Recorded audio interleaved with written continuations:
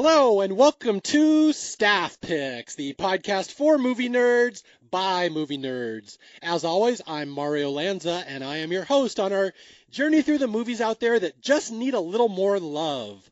And our movie today is our start of Horror Month 2020. This is where I try to do as many horror movies as possible in the month of October. Last year I managed to get 7 episodes out. This year I'm hoping to get 8. And this will be our first one. And the movie I have chosen is I have gone for a really interesting one. It's not necessarily obscure. We're going to get some really obscure horror movies later in the month. I decided to start with the more mainstream one. We are talking about the 2011 movie The Cabin in the Woods, which is I'm assuming most people who are listening have already seen this movie, so we're going to dive right into it. But it's a very polarizing movie. There's some people who think this is the greatest movie since sliced bread, and there's some who think this is an outright disaster and they hate it. So this is one that kind of falls right in the middle. And I will admit, this was not my favorite the first time I saw it, but I happen to know a lot of people who really love it and who eventually talked me into it and go back and watch it again. And I've watched it 3 or 4 times now. And I have to say, it has really grown on me. I'm really a fan of this movie the more I watch it. So I think it's a very fitting choice for our introduction to Horror Month. And now we get to my host for this episode. You may remember her from last year. She did my podcast on The Mist. And she is probably, I know she hates to hear this, probably my most highly requested co-host out of anybody who's ever been on Staff Picks, just because we had a fun dynamic and it was such a fun show. And let's see, how can I introduce her? She is a beer chemist, and she says there's 3 things in her life she loves: horror movies, beer, and cats. And she's very fun to talk to. This is only the second time we've ever met since, the Mist episode. Welcome back to the show, Jessi Bentley. Hi, thanks for having me back, Mario. So, no pressure this time. No, none. So, last time, I think that was like the first time or one of the first podcasts you'd ever been on, correct? That was the very first podcast, that I have ever been on. I don't do a lot of public speaking. I'm a lab rat in my day-to-day life. But if you get me talking about something I like, I can talk your ear off, so... Excellent. And I know, just a little trivia for our Staff Picks listeners, last time you were so nervous before your podcast that you got a little drunk, a little tipsy. Correct? A little bit. I had a little bit too much to drink that night because of nerves, so I may have had a beer tonight, but I have not consumed like I did the last time, that's for sure. Okay, that was my question. Have you imbibed tonight? No, I've had a beer, so we're good. Okay, so this year, in your second appearance on podcast, we'll find out what the magic was last year. Was it Jessi or was it the beer? Or a combination of both, more than likely. Okay, so again, fill people in on your history with horror movies. I know you are a huge horror buff. I have watched horror movies since I was very young, to be honest. I owned the old Night of the Living Dead on VHS. And the black and white one, I used to watch it all the time as a kid. And as I've gotten older, my taste in horror movies has just kind of been all over the place. I'll watch pretty much anything and everything. Trent, my boyfriend, makes fun of me all the time because I'll come home after work and put on some B-rated horror movie on Netflix and just sit and watch it. Just some dumb movie. I've always been a big fan of the main ones. I'm a huge Stephen King fan, which is why we did The Mist last time. But this movie, The Cabin in the Woods, is one that holds a special place in my heart. So I'm glad you had me do this one. Now, why? Why does this one hold a special place in your heart? So I know you hate Scream. I know you hate Scream, and I'm sorry for that. But it is. That's going to follow me to my grave one day, that sentence. Yeah, we'll just have Ghostface on the back of your tombstone. No big deal. But I like that satirical idea of a horror movie because, to be honest, anymore horror movies don't particularly scare me. It's hard to find something that's surprising to me or shocks me, or I'm like thinking about it for days and days after. And this is one of those movies that made me like it's always stuck with me. It's always made me think about I think about this movie when I'm watching other horror movies. It's just one that's always been stuck with me. Now I'm curious, what does scare you? You said very few things ever do. Name one or two horror movies that actually have scared you over the years. Oh, that's a hard question. And you can't say Scream. No, because Scream didn't scare me. I laugh when I watch that movie. It still makes me laugh. So to be honest, it's movies like almost that are like The Conjuring or stuff like that that deal with more demonic things. And I know a lot of the stuff that happened in The Conjuring and those kinds of movies and like Annabelle are based off of real life things. They're based off of that couple, that famous couple, I can't remember their name off the top of my head, that were paranormal investigators essentially or whatever. And I think that scares me. Like the real stuff scares me. And you can say I'm superstitious or whatever, but I will go into fake haunted houses all day long. But you try to get me to go into some place that's possibly actually haunted. Like we have Waverly Hills here in Kentucky. It's up in Louisville. It's an old tuberculosis hospital kind of thing. And I won't go in there. You could not pay me enough money to go in there. So. Well, I'm glad you mentioned old abandoned hospitals. Have you ever seen the movie Session 9? I haven't, no. That's one I'm covering on Horror Month in a couple of weeks, and that is one that will scare you because it's set in exactly that setting, an old abandoned mental asylum. Yeah, so I'll have to watch that movie and then I'll have to listen to that episode, but I'll have to find that one. Okay. Okay, I'll be very excited if I find a movie that actually scares you, so that's my goal now. I know. Well, other than like jump scares, but those are cheap scares. Like you can get anybody by jumping out at them and going boo. Like that's no. That's low. Yeah, I mean, I totally agree with that. And that's been my argument for years, that modern horror movies tend to rely on that, where it's just, they abuse you, just jump scare after jump scare, which, again, it's a cheap thrill, but it doesn't last. You don't remember or it later. Or it's a gore fest, or it's something like a gore fest like Saw. And I appreciate the Saw movies for their story, but the gore is just stupid at some point. Yeah. Good. This is why you and I get along, because we have the exact same taste in horror movies, other than Scream. I was going to say, except for Scream. Except for Yes. Scream. Okay, well, The Cabin in the Woods. Now, I will flat out admit, I really wanted Jessi back on the show. Again, just because no pressure, but she's the greatest co-host ever. But I really wanted Jessi back, and so I let her basically pick the movie. I said, name any movie, and we'll do it next year for Horror Month. And she said, The Cabin in the Woods. And I am notorious for not really liking horror comedies, so this one was kind of a tough sell for me. Yeah, and that's fair enough. But to be honest, you could have asked me back for just about any horror movie, and I would have came back. So. Well, I'm glad you tell me that now. Yeah, I know, right? Now that I've roped you into my web. Yeah, so I've fallen into Jessi's cunning trap. But, yes. Again, I watched it 3 times in preparation for this podcast. And like I said in the intro, I actually really like this movie now because I'm not even sure I'd call it a horror comedy. It's more complex than that.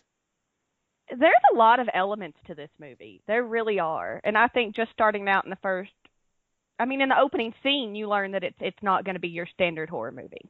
Mm-hmm. Yeah, absolutely, for sure. It's, again, for most episodes of Staff Picks, I usually have 4 or 5 pages of notes.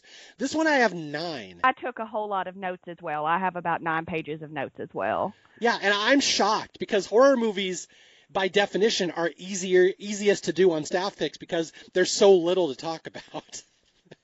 But this one, man, is this a complex movie. I was shocked. I'm going through writing down everything, and this does, of course, tie into the elephant in the room here, that this movie it lives or dies based on how much you know about it going into it. Would you agree with that?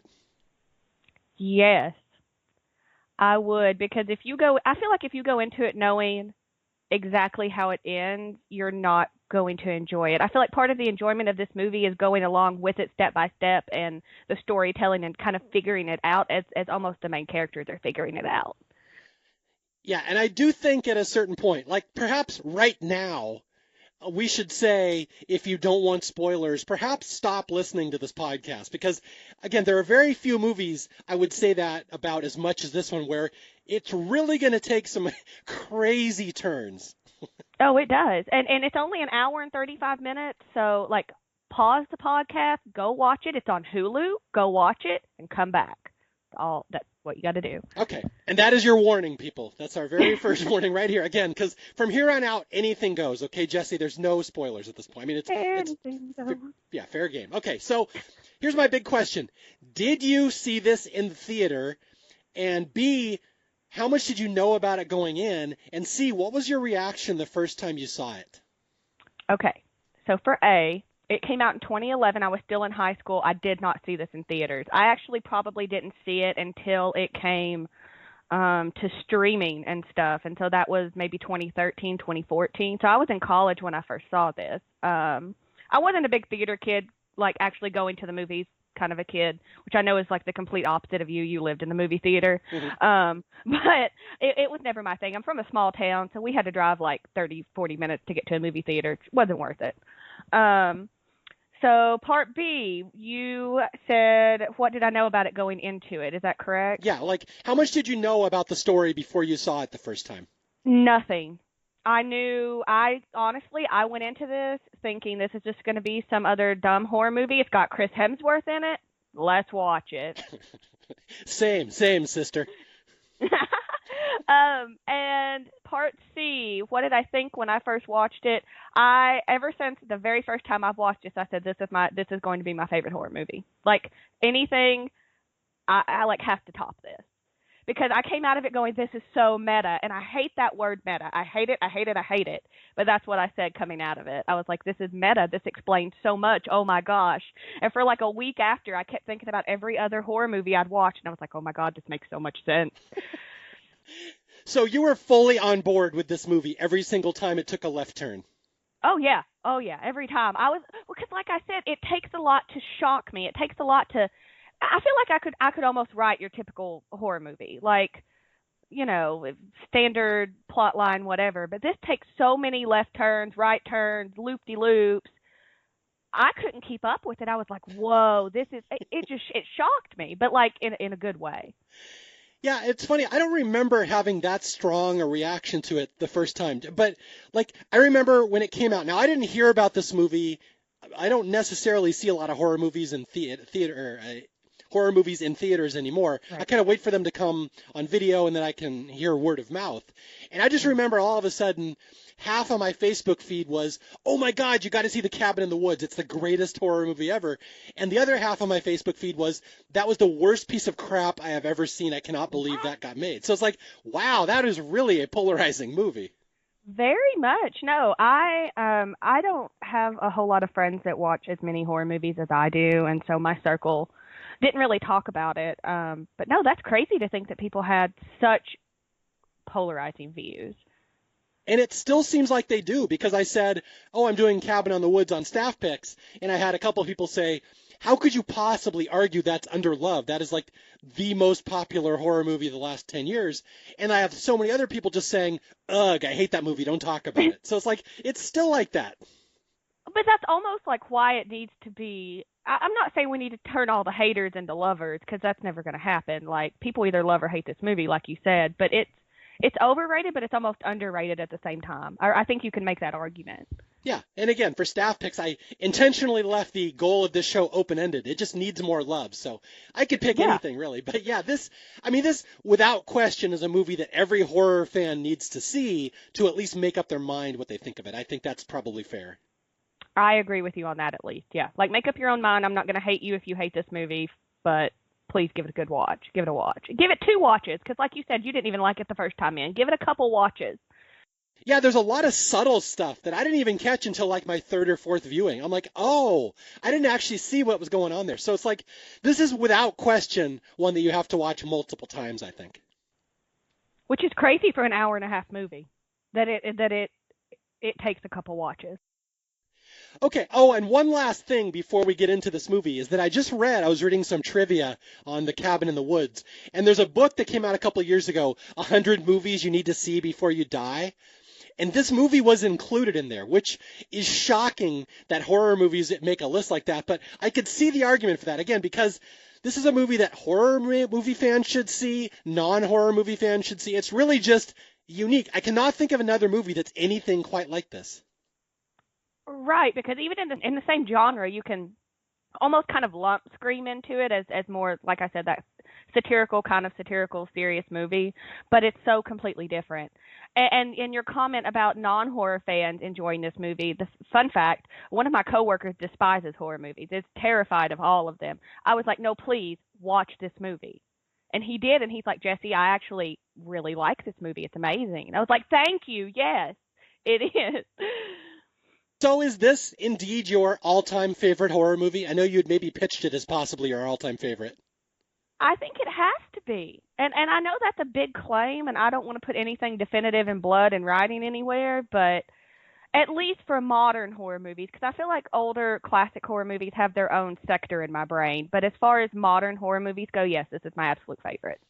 Okay, well, there you go. Coming from Jessi, the all-time greatest Staff Picks co-host, it is her favorite horror movie. Jessi recommendations, everyone. Go watch it. Yes, it's a new subsection of Staff Picks. All right, so to sum it up for people, again, most people have probably seen it. It's a movie that starts very similar to The Evil Dead, any of these horror zombie movies where a couple goes out to a mountain cabin and bad things happen. And boy, does it take some crazy twists and turns. And let's see, what else do we have to say about it before we get into the plot? Do you know much of the backstory of this movie, like how it was made or anything? I don't. I don't know a whole lot about the director or much of the cast other than Chris Hemsworth. Well, and Sigourney Weaver, but that's random. But no, I don't know too much about it. I don't know much about the background. Okay. This is what I was able to ascertain. I read up on it earlier today that it was written by Joss Whedon, who made Buffy the Vampire Slayer. And he decided it was basically, he called it a loving hate letter to horror movies because he did not like the direction that modern horror movies were going in the 2000s. It was all torture porn, shock, jump scares. He just didn't like the way it was going. So this movie was kind of his response to that. It's kind of a deconstruction where it's like a different way at looking at horror. And again, it just kind of came out of nowhere, started a bunch of unknowns. You mentioned Chris Hemsworth, who became obviously much more famous later, but this is one of his first movies, and nobody, I think, would have known who he was at the time, I would assume. Yeah, this was early in his career, to my knowledge. It was like one of the first ones. It was before he became Thor, before he was that face. So yeah. I think I read he got Thor because someone saw him in this movie, and they said that guy's going to be a star. I think I read that somewhere. Huh. That's interesting. Okay, and my favorite trivia fact about this movie, which I did not know until I read this today, is do you know who did the makeup for this movie? This is really kind of interesting. Oh, it's got to be somebody big if you're bringing it up. No, I don't know who it is. There is a woman who starred in the original Nightmare on Elm Street. She played Nancy, was that her name? I don't know. Are you talking about the main girl? Yeah, Heather Langenkamp. Yeah, okay. She eventually retired from acting, and she married a special effects artist in Hollywood, and she and her husband did all the makeup on this movie. That's awesome. That's a really cool little fun fact. No, I'm going to tuck that in my brain. I'm going to pull that back out sometime. That's awesome. There you go. So Heather Langenkamp came back, and this is her return to horror. And this movie is very much defined by its special effects and monsters. So yeah, more power to her. She and her husband were a large part of this movie. Very good. Couple claps for her. Good job.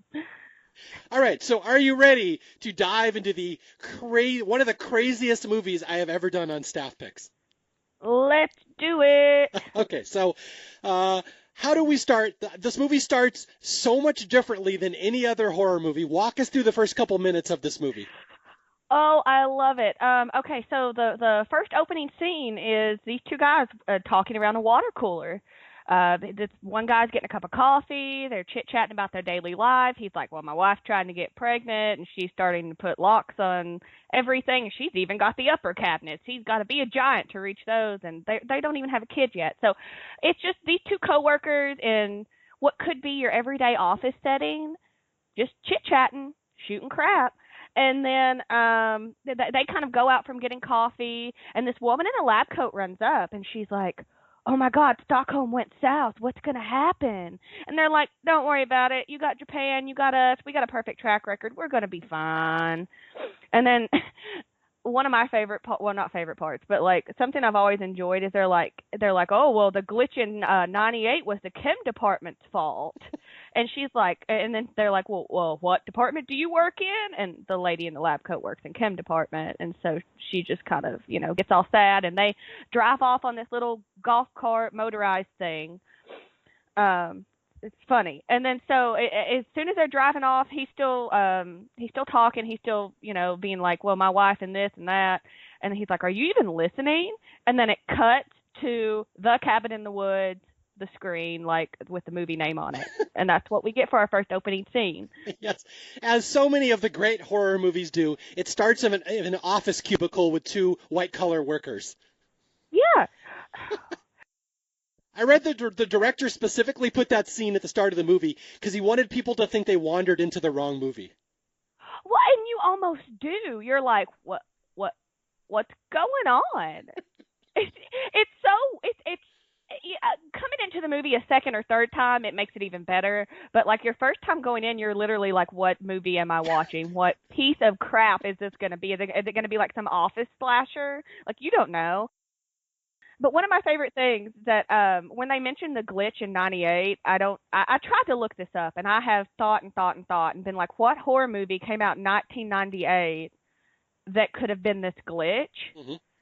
And I think the general consensus online is that it's a movie called The Faculty, which I have never watched. Okay, I don't know. I don't know if you've seen it. Nope. Okay, it has Elijah Wood in it. So that was the glitch? Elijah Wood was the glitch? Well, no, actually, it kind of was. It had something to do with chemicals and turning somebody into a monster and blah, blah, blah. But I had to look that up because I was like, what movie is this? So I think that's the general consensus online. Damn it, Frodo ruined horror. Damn it, Frodo Baggins. That opening is fantastic. It's just office workers talking. Again, it's this big business corporation. We'll find out later what it is. It has a large part to do with this movie, but if you've never seen it, you have no idea where it's going. And it just big jumps right on the screen. Cabin in the Woods and big old Sam Raimi 180 font. Red letters just right on the screen. And you're like, okay, then. That's an opening scene. All right, and with that, we meet the office workers. We will find out later their names are Mr. Sitterson and Mr. Hadley, the two who run this organization. And now we're going to meet the other stars of the movie, the 5 young people who will be going to the titular cabin in the woods. Let's talk about them, Jessi. Oh, so after this scene, it cuts to pop music and this happy-go-lucky college girl in her underwear packing a bag. And you're like, okay, this is where the horror movie starts. I get it now. Okay. Yeah, I know this part. Right. So she's sitting there packing her bag. Somebody named Jules, which we find out is her sister, comes in. She just dyed her hair blonde, and they're like freaking out that her hair is blonde. And then her boyfriend, Jules' boyfriend, Kurt, comes in, and they're talking about packing, talking about books. And then it kind of goes outside, and they're starting to load up this RV. His other friend Holden comes in, and then up rolls Marty, our stoner boy, blaring music and smoking weed. So that's our introduction to your stereotypical 5. Okay, yeah. So, to sum this up for people, we got basically 2 couples. You got Jules and Kurt. That's the party girl, the blonde girl. And Kurt is Chris Hemsworth, her stud boyfriend. And then we got Dana, who's like the shy, one would say the virginal girl. This will come back later. And then the guy she's being set up with on a date, Holden. And again, there will not be a test on any of these names later. I'm just laying it out it's basically 2 couples and then their stoner buddy, Marty, who's tagging along as their 5th wheel. Pretty much. And they've got this old beat up RV and they're like, we're going to go up to Kurt's cousin's cabin for the weekend. Sounds great, guys. And, of course, there's one prop here we have neglected to mention. Marty has a very important prop to this movie, which will come in handy later. Now, what would that prop be, Jessi? So it's a wonderful coffee mug that also doubles as a bong. So it's like this collapsible. It's actually quite impressive for just a prop or for like anything, to be honest. It's like this collapsible, expandable bong. Then the handle is like the one piece, and it's crazy. And then he's like, "Oh, you're not going to bring that on my dad's RV, are you?" And he's like, "No, of course I wouldn't," and collapses it back down into a coffee mug and just carries it on. I read somewhere that the director had that bong custom made, and it cost $5,000, but it actually worked. It was a functional coffee mug slash bong, so that was a real thing. Crazy. That has to be like one of the most expensive bongs I've ever heard of. Easily in my top 10, yes. But that is the one James Bond gadget in this movie. He will use that to fight the undead, so file that away. His bong weapon. Yeah, so these five are all headed off into the wilderness, and Marty explained it. The stoner, he is always stoned the whole movie, and it's kind of funny, the logic. He will be the only one who kind of figures out what's going on because he has reached a higher plane of intelligence through his weed. But he's like, we're going off into the woods. There's no GPS, no cell phone, unmarked roads. It's great. It'll be great. We'll be off the grid. So here we go. The experiment is about to begin. Ooh. And we do get one little bit of foreshadowing in this initial scene because as the RV's driving off into the distance, it pans up, and on top of the roof of the house they were in is like their scout. I don't know what else you want to call it. And he kind of radio ends like the eagle has left the nest or whatever presidential stuff people say. Yes. Yeah, okay. So Scout, you said Scout. I will kind of give away the plot of this movie, and again, I really hope you've seen it or you don't care about spoilers, but the people in the control room have a horror movie experiment that all these people are driving into, and so they have one of their little scouts on the roof of the young people's house saying they've left, the mission can begin now. So the people in the control room at the start, the businessmen, this is now the command center is there in charge of everything that will happen the rest of this movie, and the young people will just be pawns. Yep, and I mean, that's within the first 10 minutes of the movie. It lets you know all this. So even if it is a spoiler, it's not that big of a spoiler, to be honest. And that's hardly the biggest spoiler. There will be bigger ones later. Okay, so we go to the control center, we meet Mr. Sitterson, Mr. Hadley, who, in my opinion, the two stars of the movie. I think they're great. And both of them are played by very well-respected character actors, Richard Jenkins and Bradley Whitford, are you familiar with those two? I wasn't until I had seen this movie, and I looked at a few of their filmographies, and I'd recognized some of them, but I didn't recognize either of the people, which I know is awful. But to me, it felt like they were like seasoned actors. Like it didn't feel like this was their first movie. Yeah. So. And would you agree they're probably the stars of this movie? Oh, all of their one-liners, and yes, by far, I think they are not driving force. They're what makes this movie a good movie, in my opinion. And we go to the control center. We see Mr. Sitters and Mr. Hadley. Again, just the old white guys in their shirt and tie, just running this horror movie, experiment. And they have an assistant named Truman, which I think is probably an homage to the Truman Show, which is very similar to this movie. Do you know the Truman Show? I don't. Oh, well, you should watch the Truman Show. It's very similar to this. Okay, well, I probably enjoyed it if it's anything like this, for sure. Yeah, although there's 100% less impalings. Oh, darn. Yeah, you'd like that one. That is a smart movie for smart people. Truman Show was a great movie. Okay. Okay, so here we go. So the young people are traveling into this psychology experiment, horror movie experiment. But first they have to meet the gatekeeper to this whole thing, who is known as the Harbinger. Now explain who he is. Oh, he's a character, isn't he? So he's your stereotypical creepy old man, gas station attendant, hillbilly. To sum it up, he is basically the guy who they stop to get gas. He runs this gas station, and they're trying to get some gas to get up to the place. They don't think they have enough. And he comes out and he's like, "What are you guys doing here? It's closed." And this whole time he is chewing on this big old wad of tobacco and spitting it everywhere. So that just gives you a great picture of this man. And he's got like a dead eye too. So he's altogether kind of some weird backwoods gas station attendant. You're stereotypical if you think of some of the other horror movies. But he comes out and he's basically like, "Oh yeah, I know that place you're going to. It exchanges a lot of hands. People go up there a lot. y'all got enough gas to get there, but you should worry about getting back. That's what you should worry about. If you've seen Friday the 13th, he's basically Crazy Ralph. Oh my God. Yeah. His job is to tell the people, y'all gonna die if you go up there, you better not go, and they will choose to ignore him. And again, this is all part of the experiment, is that everything the characters do in this movie has to be free will. It must be of their own free will. They must be given warnings, but they must choose to ignore them. And the Harbinger is like the first test. Again, we're all following a pattern, a stereotype here of horror movies. They must do this for this all to happen. Yeah, and he definitely fits that stereotypical, like you said, the guy from Friday the 13th. It's very stereotypical. The camp's got a death curse. Oh my God. And this Harbinger is great because we'll see him later talking to the guys in the control room, and they just make fun of him. They don't like this guy, so he'll come back a little bit later. Oh yeah, he's not done yet. Okay, so here we go. The 5 kids get in their RV, and they drive off through the stereotypical creepy isolated road, through this isolated mountain pass on this really narrow ravine. And again, it's just like The Evil Dead. If you've seen those types of movies, they go to this place and it's all abandoned. They find this house. It's called the Buckner Place. But we get one really cool moment that I've liked this every time I watch it. There's a little giveaway here what these people are going into when we see the bird. Yes.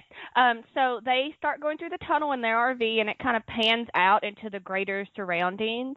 And before they get out of the other side, this eagle, hawk-looking thing, he's flying, just chilling, looking for rabbits or whatever hawks eat, and crashes into this invisible force field and just kind of topples down.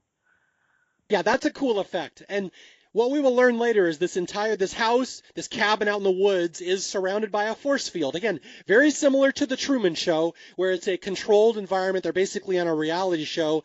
It's all being controlled. And again, it's given away at the start when this bird flies into the electronic field surrounding it, drops right down to the ground. But from here on out, yeah, it's really just a TV show. These people are going to be put through a TV show for, we will learn, a larger audience than perhaps we're expecting. Quite larger, yes. Okay, so what happens when they get to the cabin? So after they get to the cabin, they're kind of exploring, going around, and one of the guys discovers, he goes into his room because they're all going into their room starting to unpack, and there's this super creepy painting on the wall, and it, like, the more I look at it, because I was like, well, let me kind of analyze this painting. I was like, this is weird. It's like this sacrificial goat lamb, and everybody's stabbing it, and in the background there's this creepy Slender Man looking guy holding a knife, and he's like, I'm not having this up in my room watching me while I sleep. So he takes it down, and lo and behold, there is a one-way mirror, like an old school interrogation style room. And he can see into Dana's room, and she starts undressing, and him being the gentleman that he is, goes and stops her and shows everybody this like cool little one-way mirror. What I like about this movie, and the more I watch it, the more I pick up on this, is they really set you up with expectations on what's going to happen, and it never does happen. Mm-hmm. Like in real life, in the Evil Dead, they go into the movie in the cabin, and the cabin's all creepy, and everyone's like, yeah, whatever. But in this one, the characters are smart. They're like, that's a devil painting on the wall with a goat being ripped apart. I don't think I want that on the wall. And they actually take it down. And so, like, there's all these things where they set up your expectations on what's going to happen in the horror movie. And, like, the characters are smart. They start doing things that the people wouldn't normally do in a horror movie later. But we find out it doesn't matter because their actions are all going to be controlled against their will. Controlled, yes. Yeah, manipulated might be a better word, but yes. Okay, yeah, so all the people are getting in the cabin, the 5 people, and they're just moving stuff around and getting their room set up. And we go back to the control center, all the business people, and they're like, places, everyone, we have a room change. We have to change the scenario. So again, they're like, scenario adjustment. Are we ready for this? Yeah, and this is where we find that they are subtly manipulating the people's behavior in the cabin. They start piping in pheromones. They're like, okay, release the pheromones through the vent, and we get this little mist coming in, and it basically makes the characters start to get horny, like in a horror. Like, if you wonder why people behave so stupid in a horror movie, this movie has an explanation. Well, because we're piping different chemicals in there to make them behave in a certain way. Well, not only that, they were also talking about how they're doing things to slow down their Hmm. cognition, like Jules's hair dye, her new blonde hair dye. They're like, oh well, it's gonna slowly excrete into her blood the stuff that basically makes her stupid, and her inhibition goes down essentially. Yeah, yeah, I didn't catch that until multiple viewings that they point out, as the movie goes along, Jules gets stupider. Like she's actually fairly smart at the start, and then she becomes the dumb blonde. But because the control people need her to be a dumb blonde to make it a horror movie. Right. Well, they even say at one point like she's pre-med, and I mean, pre-med students aren't like the stupidest people out there, you know?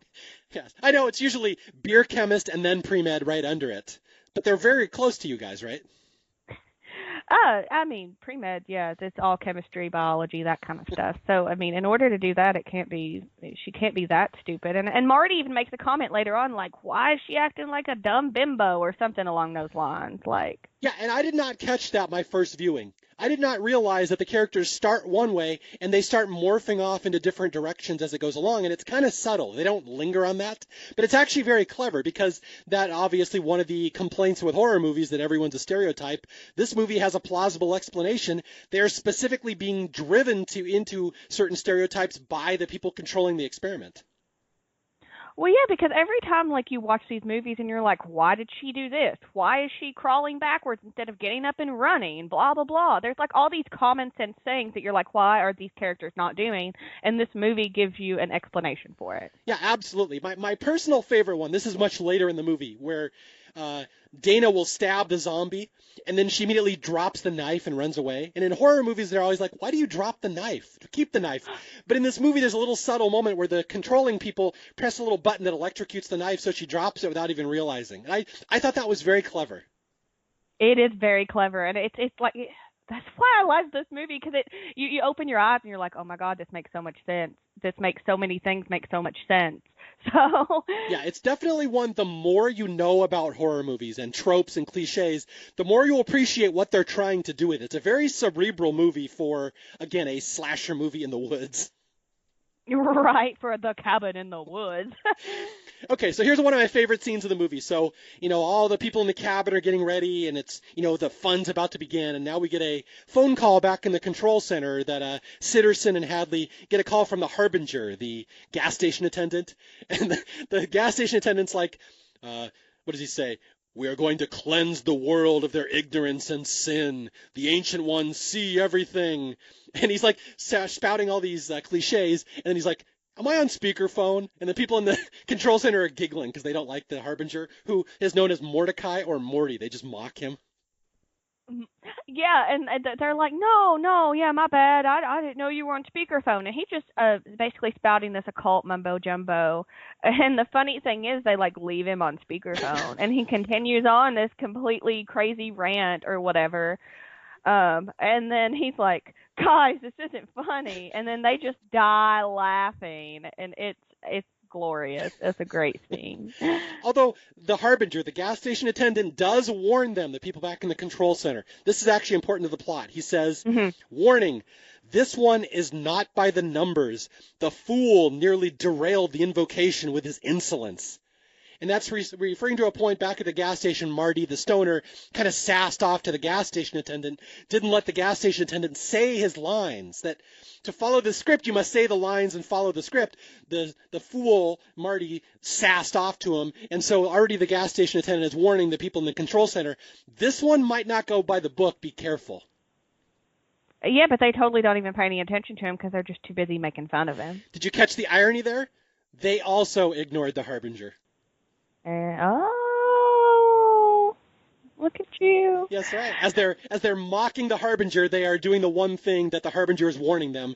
People are not listening to me. Be careful. Right. And they should. be careful. All right, so here we go. So the couples in the five people in the woods in the cabin are getting ready for their big day. They're swimming in the lake. They're doing all, horror movie stuff. And now we go back to the control center. And here's one of the great fun scenes in the movie where they're all starting to place bets on who's going to win this contest. Yep, it's betting time, and they're basically all going around and being like, here's some money, here's what I vote for. And at first you're kind of like, I don't really know what we're voting for, but you're just kind of going along with it. You're like, whatever.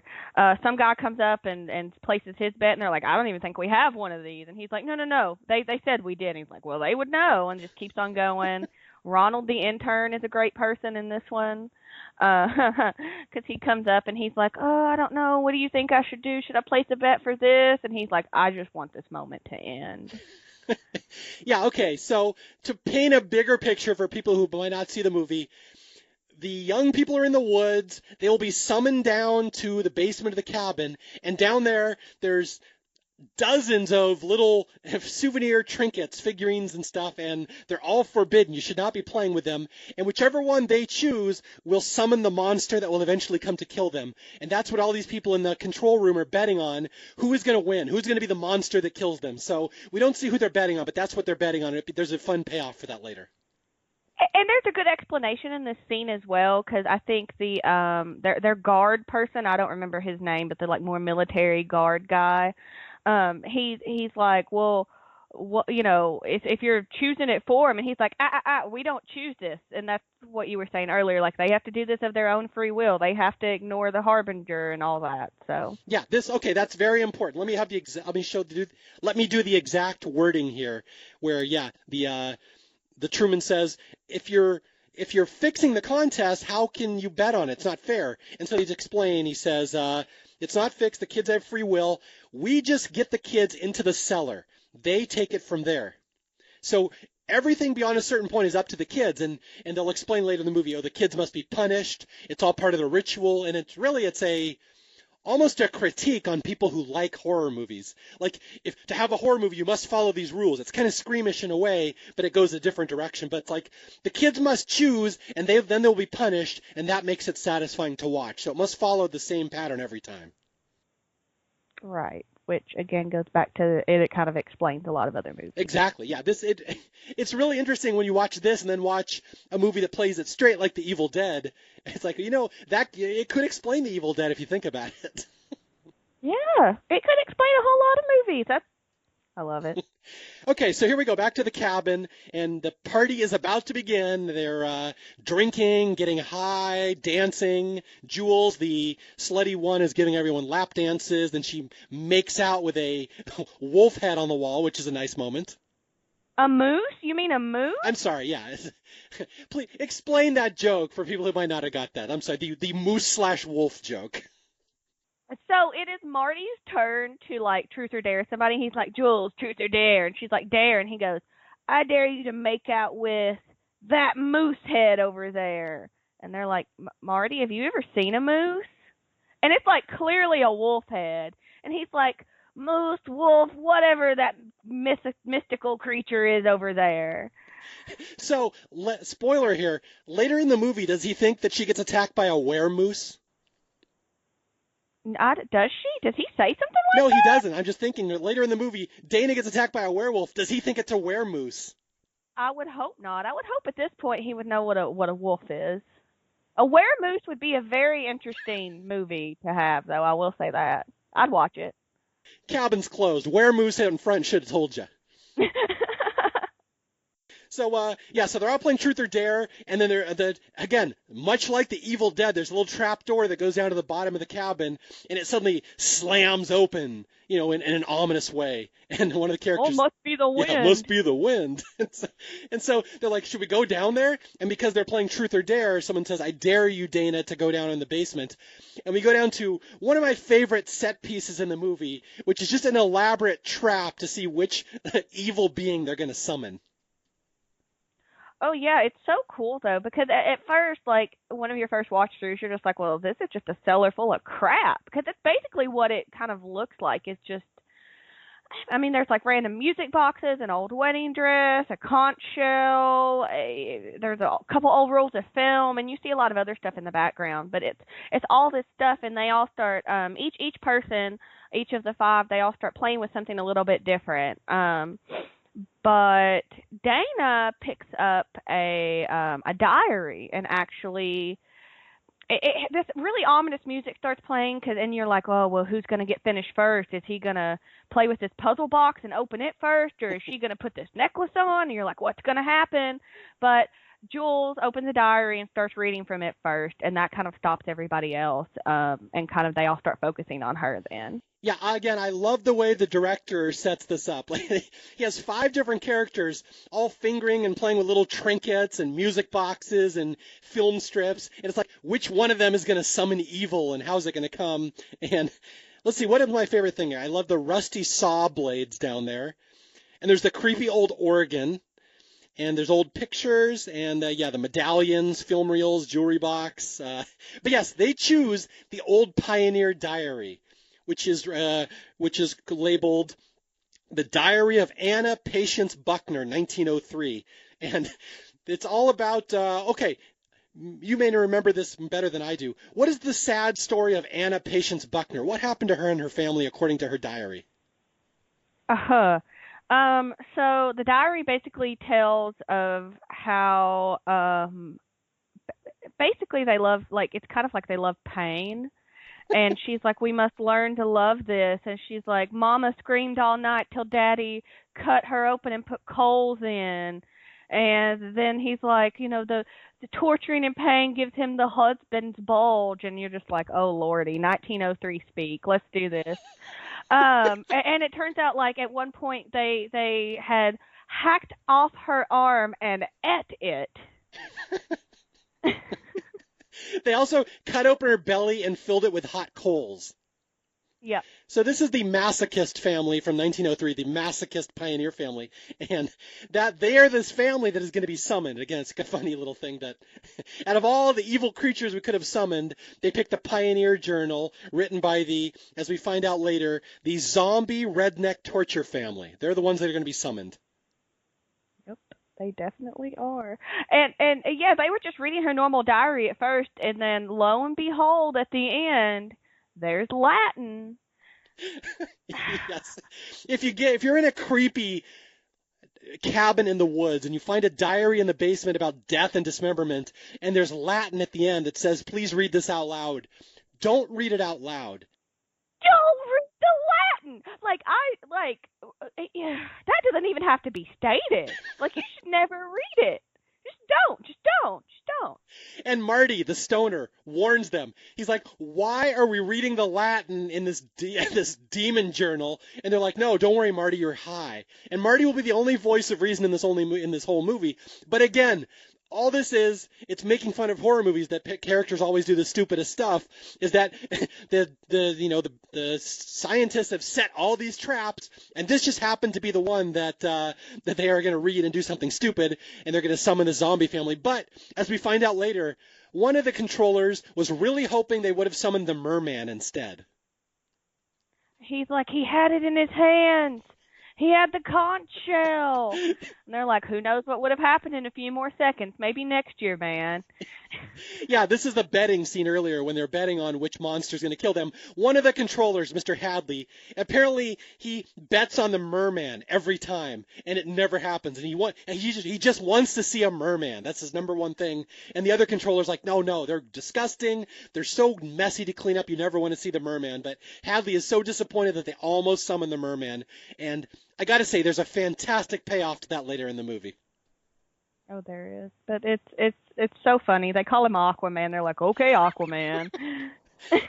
Yeah, so these people have picked up this Pioneer Journal, and this creepy voice says, read it, and they read the Latin out loud, and suddenly outside, again, just like the Evil Dead, this zombie family, the Buckners, raises from the ground. They've been summoned to do hell's bidding and kill anybody in the cabin. And now we cut back to the control center, where everybody's cheering, because this is where we learn the maintenance department won the bet. They're the ones that bet on the zombie redneck torture family. And that is distinctly different from zombies. It's like the difference between elephants and elephant seals. Yeah, for people who haven't seen the movie, that she's talking about a quote that someone says, "Wait, I had zombies. I win the pool," and they have to explain to her, "No, zombies is different than zombie redneck torture family. It's like a whole different genus." So, so she is out of luck. Although, how careful did you pay attention to that board of all the other monsters that could have been picked? So honestly, I have never paid that much attention to the board. I've looked at a couple things, and I know there's some weird ones on there, but I haven't paid that much Okay, attention. well, for purposes of completion, I will read some of the monsters that were failed to be summoned on this particular experiment. We did not get a werewolf, an alien beast, reptilius, clowns, witches, sexy witches, demons, hell lord. Here's my favorite, Jesse. This one's right out of Evil Dead. The angry molesting tree. Oh, we see it though. I know it makes a cameo later. It does make its cameo. That's funny. That's funny. That is straight out of the Evil Dead. Let's see, we had, yeah, giant snake, deadites, mummy. Here's one just called Kevin. They never explained I Kevin. want to know who Kevin is. I think that's Elijah Wood, actually. I think I read somewhere. That might be a reference to Elijah Wood. I No don't know. way. But I think Oh, I was like, are you really? Like, is it really? I read on the Internet Movie Trivia today that it was a reference to a very benign-looking serial killer in some movie. I vaguely have in my memory that it's Elijah Wood, but I might be wrong. But it was like an inside joke between the producers and the directors. That's funny. No, I'll have to look into that because now you've got me curious. I want to know who Kevin is. All right, so who else? We also did not see the Scarecrow folk or a snowman, a dragon bat. Here's some good ones. Dismemberment goblins, Oh. a sugar plum fairy. I like that one. There's the merman again, and the unicorn, a jack-o'-lantern, twins, and dolls. So those are all the ones that did not get picked. Huh. What's fun though is like at least we kind of get to see him later. We do. Yeah, we're going to see every one of those creatures later in the movie. There's a stunning finale here, quite a special effects showcase. But yeah, so right now, the maintenance department won, and along with, I forgot, Ronald the intern also. Ronald the intern. Yeah, he won because he bet on the zombie redneck torture family. He sure did. Okay, so here we go. Now they're going to start explaining down in the command center to Truman, the security guard, why they have to do this. Let's see how you can handle this one, Jesse. What is the bigger picture here? Who are they trying to appease with this blood ritual? The ancient ones. Now, that's a vague answer. Let's get more specific. Who are the ancient ones, Jesse? Oh, they're the old gods. They're the gods that live under the world, basically. In the world? Under the world? I don't know how you would say that. Probably in it. And kind of not control everything, but they're the gods that they have to appease. And I think they say something at one point about like all of these monsters that they have are remnants of the old world. That they have and that they could have chose from. Yeah, there's quite a theology going on in this movie that I'm not sure it would quite pass the biblical test. it's like there's Greek mythology. It's like almost like the Titans, like in Greek mythology that live under the earth, and now our world is on top of that, and the scientists have to do this horror ritual over and over and over successfully to please these ancient gods that live under the earth, or the ancient gods will rise up and destroy the planet. Yeah, it's basically like a sacrifice for these ancient ones, and they have to do it every year. And it's not just like the U.S. doing it. There's other you learn there's like Stockholm, there's Japan, there's a few other countries and places that try to participate in this to try to appease the old ones. And they don't all have to succeed. It's just like one has to succeed. Yeah, I was wondering that. So every country is doing this ritual, and just one has to succeed, and it's always the U.S. and Japan. We learned earlier in the movie they're the only countries that really, have their shit together in killing teens in movies. Yeah, Japan is number one. Japan has never failed until this year, and then the U.S. was number two. Yep. Yeah, and I do like there's a running subplot this movie as we see the American experiment, which is an Evil Dead experiment. We see on the monitors in the background the Japanese experiment, which is basically The Ring. And it's like water ghosts terrorizing little girls in school uniforms and trying to eat them. So it's like we see that in the background that Japan is running their own horror movie as well with traditional Japanese horror movie elements in it. I think it's a neat little touch.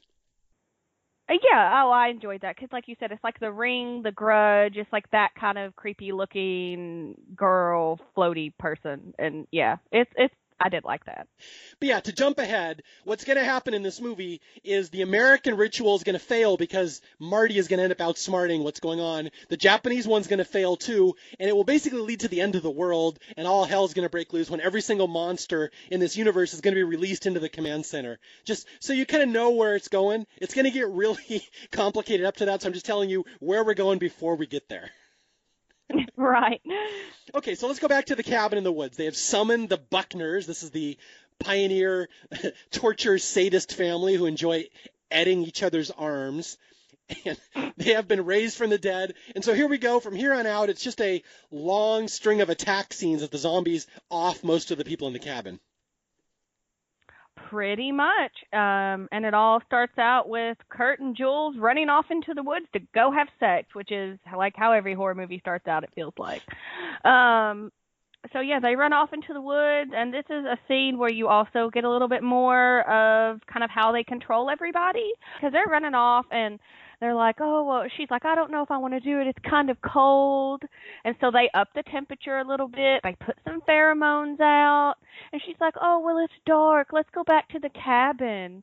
And then they make the moonlight like show through to this little peaceful moss bed that they have. And so they lay down and proceed to start trying to have sex anyway.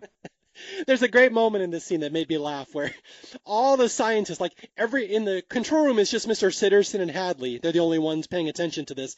But every other male staff member in the building has wandered in because they know this is the sex scene. And that's what has to happen in a horror movie. And so they're all there. And the girl's getting ready. She's straddling her boyfriend, getting ready to take her top off. And she's like, no, it's too cold. And we come back to the conference room. And it's like 200 middle-aged guys in shirts and ties all going, no! Like, oh, and they're like, no, and then Sitterson and Hadley are just like, get out of here, we've got work to do, get back, come on. This is science, back off. So she eventually gets topless, which again is part of the ritual. Sitterson says we must have breasts and we must appease the people watching, which again, a nice criticism of people who watch horror movies that they're just there for the boobs. Yeah, they're like, wait, he's like, you're gross or something along those lines. And then he's like, no, we're not the only ones watching, dude. This is part of it. Yeah, this is for the ancient gods, dude. We're doing this for, for a bigger purpose. Well, but it's so funny because they have this just dead expression on their face. Like they have, Sitterson and Hadley are just kind of like, yeah, we've seen this before. Well, yeah, you wonder how long they've been doing this job. Like, and how often does this experiment run? Is this once a year, once a week, once a month? How often are they getting girls topless and then butchering everybody? That's very true. I had always assumed it was once a year, but you're right. It could be more frequent. We don't know how often these gods need appeased. Well, it's funny. I don't know if you read this, but the director at a Q&A at the end of this movie, someone asked him, is there going to be a sequel to this? Because, there's so many spin-offs you could do with this to explain the universe. And the director's like, I'm sorry, did you not see the end of my movie? How am I going to have a sequel? I was about to ask. I was like, did you watch the movie? Anyway, but you really could expand on this. Okay, how often does this happen? What would it be like in a Japanese control room? Like, you really could, if you wanted to, do the expanded universe of Cabin in the Woods. Yeah, I don't think it would necessarily be a sequel because you really can't have a sequel, but an expansion, yeah. Okay, so we're about to get our first death. And again, we're 45 minutes into the movie. There's not been one death in this movie unless I guess you count the bird. But it gets pretty brutal here because, hey, guess what? The Buckners do enjoy torturing and killing people. Oh, that's an understatement. Okay, so we're going to pour one out for poor Jules here. What happens to Jules? So, they're in the midst of everything, and you see her hand, and one of the Buckners just stabs a knife into her hand. Kurt, her boyfriend, kind of gets thrown off of her and kind of knocked out for a minute, and then he gets held back by these other zombies. So they're not really attacking him; they're just kind of like holding him back. And then one zombie grabs her, and there's two others, one on each side, with this big old like old school handsaw that you would use to cut down trees. So it's like the two-person like saw, and they cut her head off with it. Yes, our first death in the movie, Jules gets her head cut off with a giant tree saw. A very rusty giant tree saw, so yeah. And the movie does have fun with it. The blood will be flowing quite quite liberally here. Yeah. Yeah, but it's not like grotesque like some of the other. I mean, it has a point to it. Yeah, So. it's Evil Dead-y. It's over the top. Yeah. Okay, yeah, so Jules has been sawed in half. Chris Hemsworth, Kurt, gets my favorite weapon in this movie. It's like a bear trap. What is that thing on a chain that he throws, the zombie throws into his back? It has to be a bear trap. I don't know what else it could be, but he like swings it around and just like launches the bear trap, and it like clamps onto his back, and I can just imagine the pain. Well, what's funny is like 3 people get that bear trap into their back in the movie, and it never kills any of them. And like that would kill anybody. I mean, I would assume. I mean, granted, who knows how long they've been underground? It might be a little rusty. It might need sharpening. But no, that would at least like incapacitate you. I mean, it's going into your back. It's not like you have fleshy to absorb the shock. Like it's going into your like spine and stuff. Well, yeah, and to be fair, Chris Hemsworth was very muscular, so perhaps he could have absorbed it. True. Or maybe the zombie just didn't throw it that hard. We don't know. So anyway, yeah, our first death, Jules dies, and we cut back to the command center, and the scientists are watching, and they're like, that's one down. And this is kind of interesting. It's going to be hard to visualize. There's a room in this control center that has mosaics, like a sculpture representing 5 different archetypes. We find out later one's the whore, the jock, the scholar, the virgin, and the fool. And so they're going to kill the archetypes in a certain order that must be followed to complete this ritual. And the whore must be first. So we see her little mosaic fill with blood to represent that she's dead. Yeah, they basically, Hadley and Sitterson kind of say a little prayer, which we learn is to the Ancient Ones, hoping that they accept his sacrifice. He goes and pulls a lever, it breaks a glass, and her mosaic stone slab fills up with blood. Yeah. Okay, so that's one person down. So Chris Hemsworth, Kurt, runs back to the cabin, and we get a little funny scene here where Marty, the stoner, he's the only one who's going to figure out. He's already saying, why are people not behaving like themselves? Why are they doing irrational things? We will find out later that they have treated Marty's stash of weed with a chemical to control him, but Marty had his own stash that they didn't know about. So he's not controlled by the same pheromones and chemicals that everybody else is. So he's seeing through this. He's like, why did they go off into the woods to have sex? Why are people trying to get me to go outside? At one point there's these voices, go outside, go for a walk. And he's like, no, I control my own actions. And then the funny moment, he's like, I think I'll go outside. Yeah, I know, that's so funny, because he's like, go for a walk. And it's like the wind whispering to him, and you're like, Marty, you're really high, or you're hearing voices. Like, I don't know which one it is. And then he's like, yeah, I think I'll go for a walk, guys. I know you'll like this. Marty walks by. He's going outside to go for his walk. He passes Dana and Holden on the couch making out. And Marty just says, oh, he's got a husband bulge. It cracks me up. It's just some of those lines, you're just like, what? For those of you who are not paying attention, husband bulge is pioneer talk for boner. So there you go.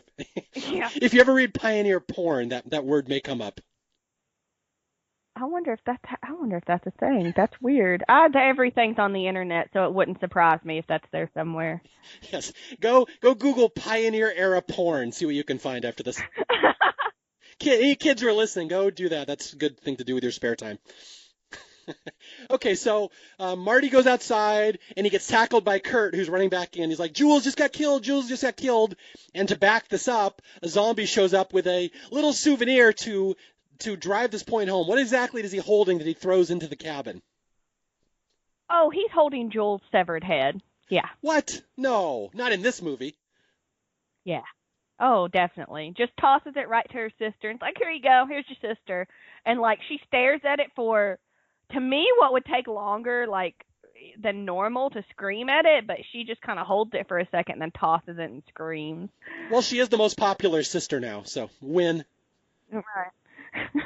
Okay, so they barricade the house. There's the four survivors, and all these zombies are outside trying to attack them. And I love this little moment where Kurt, the leader, is like, "We need to stick together and all band together." And we cut back to the control room, and Mr. Hadley's like, "Fuck! No, no, don't stick together, split up." And Mr. Sitterson's like, "Don't worry, I'll take care of it." He releases some mist into the air ducts, and it comes down, and Chris Hemsworth immediately goes, "You know what, we should split apart. We can do more damage that way."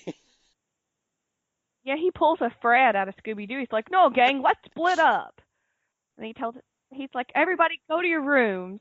It's the only time Chris Hemsworth has been compared to Fred. Well, it's true. It's totally a Fred move. I'll take Daphne, and everybody else can just go do whatever. I don't care. Okay, and so this is where they all split off into different parts of the cabin, and Marty is the first one to discover something unexpected. What does he notice here that is not something you'd normally find in an abandoned cabin?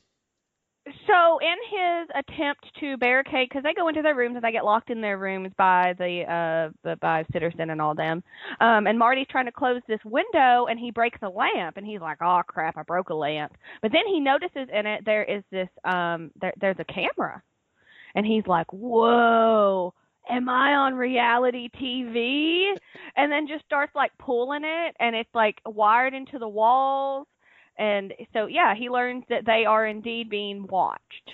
Yes, the stoner is the first one to figure out someone's watching us in this cabin. He is already on high alert because people are not behaving like normal people. And he's like, I think we're on TV. And back in the control room, they panic. They're like, no, no, no. No one has ever discovered the cameras and microphones before. This is a bad idea. But they still think they can control the situation. Much to their surprise, they are incorrect. Well, they think they're like, I think it's Hadley tries to call down to the chem department, and they're like, "Give me this chem in Marty's room." I'm assuming to like sedate him, and they're like, "No, no, no, wait, Judah Buckner to the rescue." Yes, the pariah of the Buckner clan comes up and grabs Marty through the window. And again, this is the stoner, the one smart character in the movie. And they get in a fight outside where, again, the bong, Marty pulls it out and hits him with it. And they struggle. And the scene ends with, we think Marty gets killed, right? Yeah, he gets stabbed in the back. He's screaming, being drugged by his leg while he's on his belly, and basically gets pulled into, I'm assuming his grave. It's Judah's grave. That's kind of what it looks like. Yeah, I caught that on my viewing today, my last viewing. That is the grave that they all came out of at the start. It's attached to the control center. They rise out of there. So Marty fell down into the grave, and that's how he discovers the elevator at the end, because he's in the same spot the Buckner started from. Right, he's in that same vessel they came up in. So. Yeah, so Marty and the head zombie tumble down into this hole. We hear this disgusting splat. A bunch of blood flies up. You think Marty is dead. Marty's not dead. It turns out Marty has somehow wrestled the zombie to death and killed him and dismembered him, but we don't find that out until later. But down in the control room, they think Marty's dead. The fool, the archetype, the fool has died. His little statue fills up with blood symbolizing his death, but we hear a rumble underneath. The gods are not happy because Marty is not dead, but we won't find that out until later. I never actually caught that, like, they're mad that he didn't actually die and they're saying he did. Wow. I've watched this movie dozens of times and I never caught that. I thought that they were just, like, hyping up that people were dying kind of stuff. No, see, this is why you got to watch it 3 times in 1 week like me. I finally caught that. Yeah, it's a little subtle nod, and it even pointed out in the IMDb trivia. You wouldn't always catch it. That's what that rumbling is. The gods are displeased because they're counting the fool as dead, but he's not dead yet. And they don't know that. Which they had vital signs on everybody. They had a whole monitor with vital signs. I don't know how they didn't know he wasn't actually dead. Yeah, Sitterson and Hadley really messed up on this one. There's no way they should have been able to have someone fake a death past them. Not like that. They had too many fail-safes almost. I don't know what else to call it. I think too many tequilas would also be another word. Tequila, my lady. All right, so two of the people are dead. There's only three people left in the cabin, and now they all kind of go into the basement. There's another place in the basement they go, and this is a creepy room called the Black Room, which I think was the one mentioned in the Pioneer Journal where they cut off each other's limbs. Yeah, it's basically their torture room, which is, I guess, kind of adjacent to the basement. But it's Holden like opens up a hatch in his room, and they go down in it, and they find all these torture tools. And Dana's like, "Oh, it's the Black Room from her diary. This is where he's gonna kill us. This is where he killed them." Yeah, Dana has kind of figured it out. This is the virgin girl, the smart girl, the scholar. She's figuring it out. She's like, this is where we're gonna die, and she's starting to realize they're being funneled into a movie, kind of like Marty did.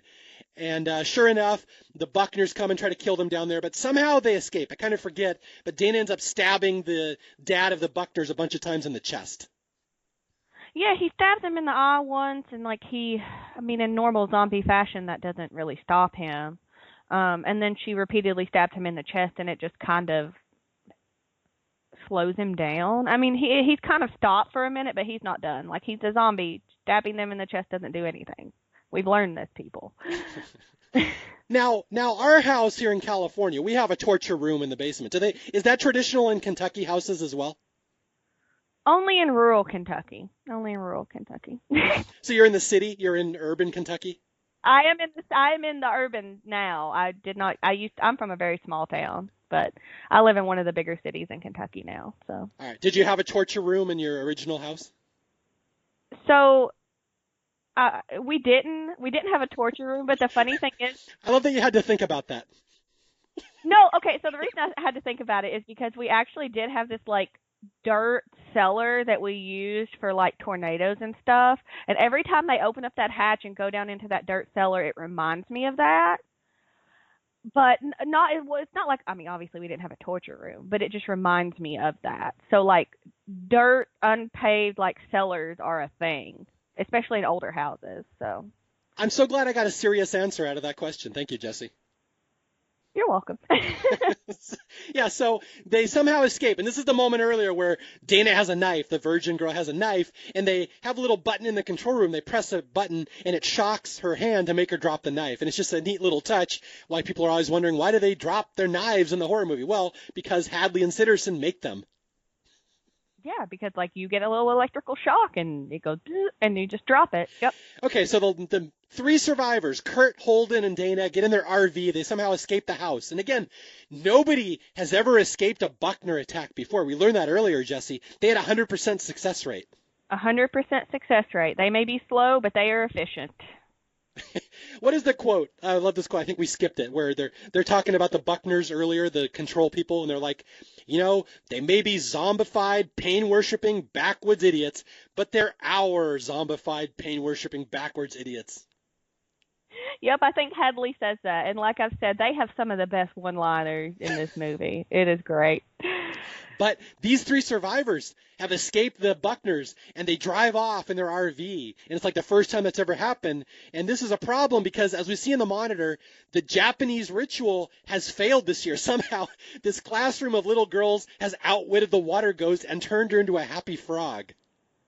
They sang happy songs and turned her into a happy frog. And I was like, really, guys? How hard is it to kill 9-year-olds? I love that. That's one of my favorite jokes. This water ghost. Again, it's like the girl in, I forget her name, in The Ring. Samora. Yeah, that's her. Yeah, and it's like her trying to kill all these little girls in the classroom, and somehow the little girls have reversed it and summoned her into this little pot, and she turns into a frog. So Japan has failed the ritual this year for the first time ever. So if the U.S. does not complete their ritual and kill these kids in the correct order, all these ancient gods from underneath the earth will come up and destroy all of human existence. So this RV chase becomes very important now. Yeah, because they're literally humanity's last hope. Like, literally. All right, so what happens with the RV? We go to the cave-in part here. Oh, okay, so they are driving out the RV, and they're like, the tunnel. So while we see the three in the RV, it also kind of cuts back and forth to the control room, and Sitterson and Hadley are like, the tunnel's not collapsing. And so that's kind of when we learn the tunnel should already be collapsed. Something hasn't happened. and Sitterson just takes off running, and he runs and runs and runs all the way down to demolition or construction or whatever the group is, and he's like, "Why didn't you guys do this? Why didn't you guys set this off?" And they're like, "We didn't have directions. We didn't have the go to yet." So he gets down and does some electrical stuff and causes the tunnel to finally collapse. Well, back on the surface, we learn that, well, like they're like halfway through this tunnel when it starts collapsing. So Chris Hemsworth puts it in reverse and backs her out of there real quick, like get the hell out of there kind of thing. So they back it out, and the tunnel's completely gone. The tunnel's completely gone, and they're on the other side, and they're like, "We were so close." Yeah, they somehow get blocked in with the cave-in. They back up their RV, and the only way out of the little place with their cabin is to jump this chasm. There's like this chasm that's like, I don't know, a couple 100 feet. And Chris Hemsworth has a motorbike, and he's like, "I can jump that chasm. We can get around the cave-in. I can get to freedom." And he's like, "I will come back with cops and guns, and we will kill those zombies." So he thinks he's going to escape, and this is where he's going to suffer the same fate that the eagle faced earlier. Yeah, so being the jock, the sporty guy, like Mario said, he has this like dirt bike on the back of the RV, and he's like, "I can make it. I've made bigger jumps before." So he like revs it up, goes down, and starts soaring through the air, and you're like, oh, it even plays this like heroic music, and he has this heroic speech, and then he smacks right into that invisible force field and just bounces like a ping pong ball the whole way down. Yes. Chris Hemsworth suffers a very ignoble death, crashing into a force field, falling down into a bottomless chasm. Yeah, because he never hits the bottom. Like, I watched today and I was like, is there a bottom to this? And it, like, never seems to end. So I don't know. Well, yeah, he goes down, and he will later ascend to the heavens as Thor, but not yet. He's falling for now. Yeah, I think that's canon for the movie. I think yes. So there's only two people left. This is Dana the Virgin and her quote-unquote new boyfriend Holden the Scholar, and they're like, "Well, we'll just drive back to the cabin. We'll find another road." And Dana has kind of figured this out. She's like, no, this is too weird. Something's going to stop us. She like has kind of figured out there in a movie. She's like, the road will go out or the car will blow tires. We're never going to make it. And Holden's like, "No, we will. We'll be fine." But Holden is not going to be long for this movie because they did not know that one of the Buckner zombies was in the RV the whole time. Right, and like halfway through his reassuring speech to Dana, he gets a knife right through the throat, through the back of the seat. And then the RV tumbles into the lake, and everyone goes to the bottom, and Dana swims out heroically, the only girl left, the virgin, the quote-unquote last girl, as they would say. And from here on out, this movie's going to get real weird, because we go down to the control room, and they're all celebrating, because their experiment is over. They think they've won. Yep, they cracked open what I think is a Modelo Negra. I'm not sure, but based on the bottle. Beer chemist coming in here. I think that's what they cracked open. And yeah, they all start partying. They bring, they're like, tequila. And then they just all kind of have a party. They think it's over because we learned that, like, he's telling, you said his name was Truman, their guard guy. Yeah. So he's telling them, and they're like, "Why are you guys cheering? Like, it's not over yet." Yeah, she's still alive. Right. They're like, she's still alive. And they're like, no. You don't understand. She doesn't have to live. She just has to suffer. Everybody else has to die, but what happens to her, we honestly kind of don't care. Yeah, the bigger theology of this movie is basically there's all these gods or titans living underneath our planet, and they watch horror movies for fun. They love seeing young people suffer and be made to die, but they almost die in a certain order, and that is the archetype of every horror movie you've ever seen, that these are just, missions to appease the gods. And again, we've gotten to the end of the experiment. Everybody's died but the virgin girl, and so everyone's happy. This is where the experiment's over. She could live or die, no one cares. And so the people in the control room feel we've appeased the gods, Earth will be spared, but they're about to get in the middle of their celebration a phone call on this important red phone from the director. We're going to meet this director who lives upstairs, and the director says, "You might want to stop celebrating. Something went wrong. One of the other people is still alive." Yeah, and right before that phone call, it's kind of a little foreshadowing to an extent, because Sitterson is talking to the demo team again, and they're like, no, listen, we really didn't get like there had to have been a glitch. There was a glitch from a power reroute from upstairs. And Citizen's like, what do you mean upstairs? And then the ominous red Batman phone rings. And yeah, it turns out Marty's not dead, y'all. Yeah, and that's a problem because I forgot about this part. When Dana, the Virgin, swims up out of the RV, she somehow swims up to the surface. She's met on the dock by one of the Buckners, I think the dad or whatever, and he just basically beats the shit out of her. He bear traps her, and like it's funny because they're like all partying in the foreground, and like in the background on the screen you can see her just like getting thrown on the dock. I mean, she's all bloody, all beaten, and then they have to be like, oh my god, like she can't die yet. Yeah. If she dies, then this is all for nothing. Yeah, she is minutes from dying. We see it in the background during the party. She's getting the crap kicked out of her by the zombie. But we now learn that Marty, the fool, is still alive. And if the Virgin dies before the fool, it breaks the whole cycle, and the U.S. fails the experiment, and the world will end. And they're like, oh my god, this cannot be possible. So they're like, they have to figure out some way that she's going to survive the attack. But she's going to get lucky because luckily her old friend Marty and the bong are going to stop the zombie. Right as Dana's crawling, and it's almost like this is her last like ditch effort to try to grab something to kill the Buckner bear trap man, and he's swinging around his bear trap, and it wraps around Marty's big old coffee mug bong, and you're like, yeah. So yeah, Marty comes and saves the day. Yeah, and from here on out, okay, there's about 30 minutes left in the movie. Hang on to your butts, as Samuel L. Jackson would say in Jurassic Park, because this movie's going to get weird now. To say the least. Okay, here we go. I'm looking at my watch. How much time do I have to possibly cover the last 30 minutes of this movie? All right, so Marty drags Dana back to where he fell in the grave earlier. And he said, oh, I went down here, I fell in here, and I fought the zombie, and yeah, I had to dismember him. So. Yeah, he had to dismember him with a trowel. So, yeah. I love it. He's like, yeah, I had to dismember the zombie with a trowel. What have you been up to? I know, so casually, like, so, what's up? But Marty said, there's a weird elevator here in this grave. It shouldn't be here. And he starts fooling around with the circuitry, and he's like, I think some fuckers sent these zombies up to kill us. And he's like, I knew it. This is like a movie. People are doing stuff and sending stuff to kill us. And Dana has also thought that as well. So they've kind of figured out something's going on, and this elevator is the key to it. Yeah, and so then Dana's like, well, do we go down? And to me, I feel like Marty would be like, well, do you want to stay here? Like, our only other option is to go down. Yeah, where else are we going? So yeah, let's hop in this elevator and see what ride we get taken on.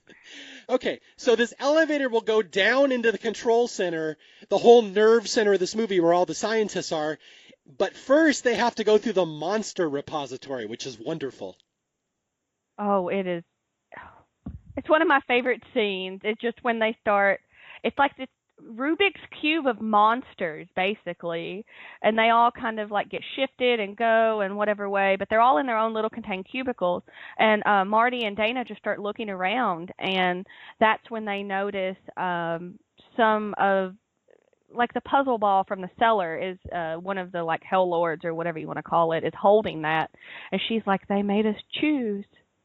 Okay, yeah, I want to get so people can visualize this if you've never seen it, that they're going down this elevator and they end up in this giant room where every monster, remember earlier in the movie there was a contest, which monster will come up and kill them. This is where they're all stored in their own little hermetically sealed glass cubes. And so Marty and Dana see all the monsters. They stop at each one and you get to see them. So there's like a weremoose. And then there's a screaming banshee ghost. And the creepy little ballerina girl with teeth for her face. And the one that you said, he's like a Hellraiser guy. He's got saw blades through his face. And he's holding like a little, I know there's a word for it. It's like a little puzzle box. Yeah, I can't think. I just always call them puzzle boxes. There might be another word. Okay, and that's where Dana, like you said, Dana puzzle or pieces it all together. They made us choose which monster was going to come up and kill us, and she gets mad and starts pounding on the glass as this demon puzzle master is staring right at her. It's a cool little moment. It is, because she gets very mad, and I can't blame her. But yeah, and the thing's just like, yep, I'm here. I get furious when people send monsters to kill me, but that's just me. Yeah. It might be like West Coast thing. I'm not sure. No, I think it's just America. I think we all get mad. Yes. Screw you, Japan. That's an American thing. We don't sing happy songs to kill our monsters. That's not how we do things in the US of A. So yeah, we see this giant Rubik's Cube of all these monster cubes. And I didn't actually pause it, but I've heard if you pause it, like there's like 100 different monsters they could have chosen from. And you see a bunch and there's like all sorts of inside jokes. There's one of the cubes has like 3 KKK members in it. One of the cubes has a giant kitten in it. I didn't see that. Well, that's an interesting way to die. Yeah, but there's all sorts of little homages to other horror movies here if you look. I know someone said there's a flying purple people eater, which is like an old song. There's all sorts of stuff in here. So Marty and Dana just see a couple, and then we go down to the basement, and again, all the scientists are freaking out. Like, oh my God, they've escaped the experiment. The fool is still alive. They're coming down here. This is terrible. And they're given instructions, right? The security guard, shoot the fool. If you see the fool, kill him. He has to die before the virgin. Yep. That's exactly what they tell them, and they're trying to figure out. They know that they went down into one of these cubes, that they're trying to figure out which one they went in. Okay, so I think we're going to meet the director here, if I recall. So they go down into the security room, and a guard comes and tries to kill them. The guard gets stopped by the zombie arm, right? He has a zombie hand. Just kind of grabs the guard that kind of like met them at the door. And so the guard starts shooting the little zombie hand and it distracts him long enough for Marty to basically tackle him and knock him out or kill him. I think he just knocks him out. But long enough to grab his gun and kind of seal the guard into the cubicle with the zombie hand.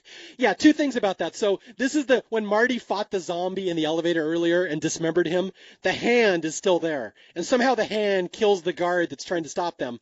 So A, I love that the dismembered zombie comes into play later. But B, Marty is quite a badass for a stoner. He's killing people left and right in this movie. Oh, he definitely is. I think it just must have been pure adrenaline at that point. Okay, here's some trivia I read about the movie earlier. There's a scene at the start of the movie when they're all on the dock and they're jumping off to go swimming. And you'll notice Marty is the only one who doesn't. Right. The director said it's because if they all took off their shirts, the actor who played Marty was the most ripped of all 3, and it wouldn't have fit his character at all, so they wouldn't let him take his shirt off. That's hilarious. He was more ripped than Chris Hemsworth. That kind of, I mean, yeah, I guess it would have ruined, like, his character, but it almost would have just made it funny, too. So that's why Marty is able to systematically kill every monster in this movie. He's ripped. Yeah, see, you were going after Hemsworth earlier. You picked the wrong one, Missy. I did. Oh, oh my God. You're a Marty girl. No, Lord. So Dana and Marty get down into the control room, and this is where they get a voiceover from the director, the person controlling this whole experiment. And we find out later it's someone famous. Who would that be? Sigourney Weaver. Yes. Right out of Aliens, this is Ripley herself is now the one controlling this experiment. That was their big get for the movie. They got Sigourney Weaver. It cracks me up because the first time I watched it, I was like, really? This is who this is? It was funny. It's Zool. Oh my God! It's the Sumerian god Zool. No, do you know who the other actress they were considering getting for that role was? I just read this. No, I don't. Who? Jamie Lee Curtis from Halloween. I was about to ask. Because the only other one I was like, so like Scream Queen herself, like that's the only other one I could have maybe saw would have been her. Okay, cool. I would have loved that. So yeah, the director says you two shouldn't be down in the control room. What's happening to you is part of something bigger. She's like, I know you must feel this is terrible and you must be frightened, but you must realize this is part of a ritual. We must placate the ancient ones, those who live below, blah, blah, blah. So anyway, she's like, forgive us. But so they're being warned, like, do not get to the end. This will be bad for you. Even if you survive, the whole world will die. But it's okay because we're not quite to the big, exciting conclusion yet. Oh, no, not quite yet. So they notice all the SWAT team because now, like, they've basically sent in their last resort, which is the SWAT team to try to kill Marty. But they notice and they go and hide in this a kind of control room. It's the elevator control room, I guess is a better way to say that. And then one of my favorite scenes in the whole movie. I think this is probably everybody's favorite scene. No, it's just glorious. Because they're in there and they're hiding from the SWAT team. And they're like, what are we going to do? Like, basically, we're backed into this corner, literally. And Dana notices there's a button that says System Purge. Wonder what that could do. So she flips a few switches and hits the big red button. And all the elevators go ding. Yeah, if you've never seen this moment before, this is just such a fantastic scene. Even people who don't like this movie, I have to think, probably enjoy the scene. There's this huge lobby with all these elevators that are attached to all the creature portals where the creatures can come and, be released into the cabin in the woods for the experiment. Dana hits the button. She releases every single creature in the repository into this one elevator lobby where the SWAT team is waiting. And oh my holy hell, are we about to see some carnage.